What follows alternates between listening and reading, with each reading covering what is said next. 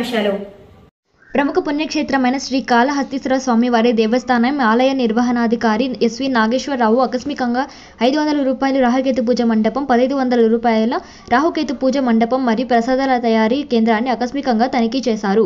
భక్తులకు విక్రయించే ప్రసాదాల నాణ్యతను స్వయంగా పరిశీలించారు. భక్తులకు ఇచ్చే ప్రసాదంలో నాణ్యత పాటించాలని అక్కడి అధికారులకు ఆలయ కార్యనిర్వహణ అధికారి ఎస్వి నాగేశ్వరరావు తగు సూచనలు జారీ చేశారు. ఈ కార్యక్రమంలో ఆలయ అసిస్టెంట్ కమిషనర్ మల్లికార్జున ప్రసాద్, ఆలయ అధికారులు, సిబ్బంది పాల్గొన్నారు.